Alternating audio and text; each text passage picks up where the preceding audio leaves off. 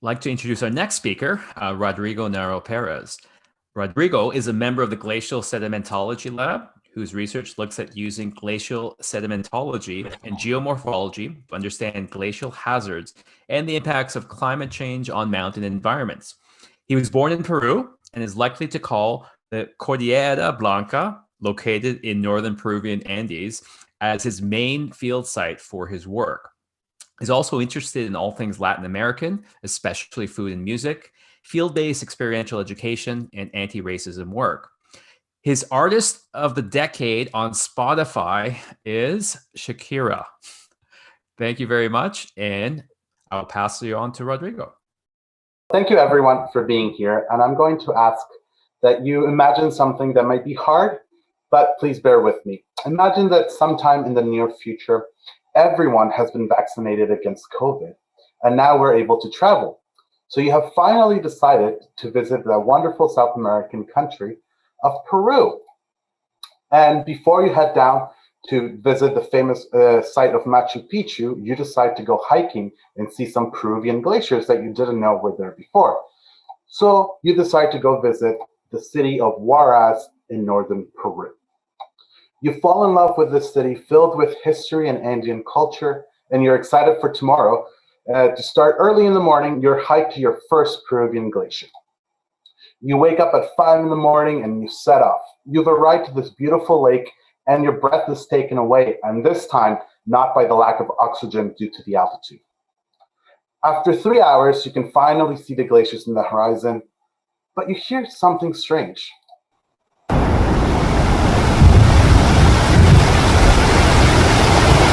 You hear flowing water and something just doesn't feel right. So you decide to go back to town to Huaraz. And as you start hiking down, you see the water has turned browner, water level in the river has risen, and you start seeing people moving to higher ground. And as you keep going further down valley, you start to see destruction. And as you come closer to town, you see a city that is nothing like the one you left this morning. You didn't know it, but in the valley south of where you were hiking, a glacial lake outburst flood or a glut occurred and brought unwanted destruction to the city of Pérez. Today, I'll be talking about deconstructing glacial lake outburst floods and show you all a little bit of the work that we do in the Glacial Sedimentology Research Lab led by Dr. Carolyn Isles. As many of you know, glaciers are one of the most magnificent natural wonders of this world. But unfortunately, due to climate change, they are retreating and melting at unprecedented rates. A question that many people have is, where does all this water from the glaciers go? And to answer that question, we can go to the Cordillera Blanca, located in this little red box, which is exactly where you went hiking, to answer that question. And if we look in the image on the right, you actually see that the answer is pretty simple. The water ponds in front of these glaciers. If we look at another lake, this one called Lake Calcacocha in the Cordillera Blanca, you see this beautiful large blue lake. And on the image on the right, you see that something is impounding this lake and not letting the water go through. And this something is called the moraine. And a moraine is a glacial landform that is comprised of an assortment of sands, gravels, clays, and silts of all sizes and shapes that have been pushed, squeezed, or bulldozed by glaciers into the form that you see in front of you.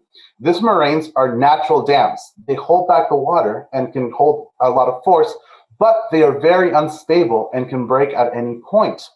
There are various events that can cause this to break, and they are anything from rock and ice avalanches, heavy rain, earthquakes, or ice calving from the glaciers in front, and they create big waves with enough force to break through the moraine, this natural dam, and bring destructive force to the communities below.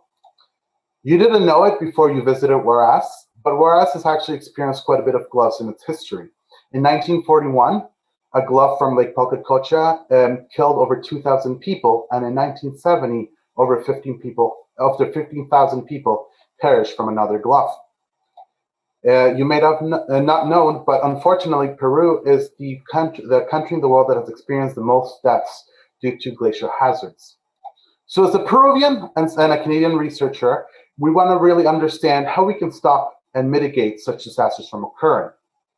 So let's go back to these moraines. And something that we use in my lab is glacial sedimentology and geomorphology to really understand how these moraines are formed, and in particularly the structure and architecture of these moraines.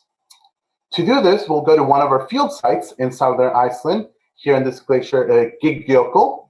And as you can see where the red arrow is, we see this exposure of a moraine that is really that we really want to get to and analyze. Unfortunately, it might not be obvious, but this is about 100 meters in height, and it's actually pretty steep. So it's something dangerous, and we cannot climb that.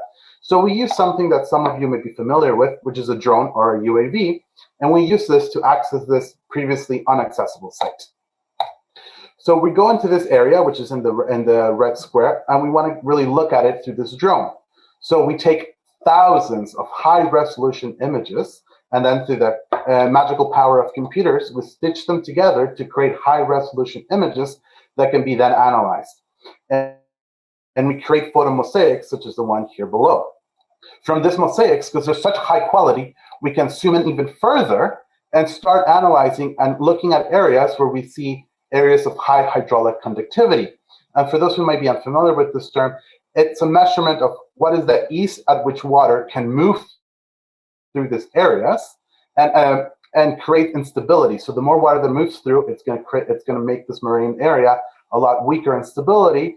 And with further analysis, we can start looking at areas with medium and low hydraulic conductivity, or areas of medium and low water leakage. And identifying these areas within the structure of a moraine is important, because then we can give this information to geologists and engineers to identify areas where remediation projects can be built in this moraine, such as the dams you see in front of you and some of the lakes that we've worked at.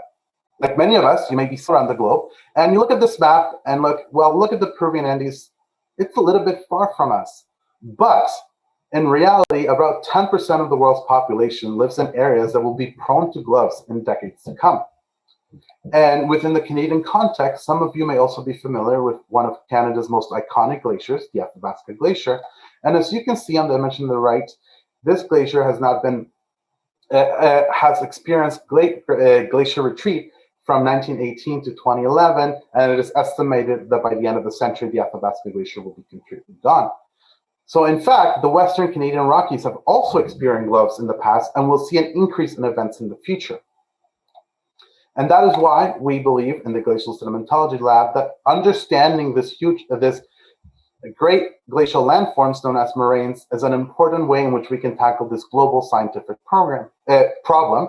And in addition, we hope that if you ever go hiking in the Peruvian Andes, you will be met with a glove-free hike. Thank you. Thank you so much for your talk, Rodrigo. And with all of your beautiful photos, I'm sure you must have some interesting stories to tell us about your fieldwork. So what's your favorite one that you'd like to share? I wouldn't say it's one of my favorite, but it is a memorable one, which I was with my lab mate, Rebecca Lee, and we were at a glacier 4 hours north of where I took this photo mosaic, and we were trying to collect data using a drone. And sometimes, weather can be unpredictable, and we were hit with an ice storm that lasted for about 3 hours, and getting to really far away remote sites, in particularly in places such as Iceland, its time is precious, and we couldn't afford to come another day.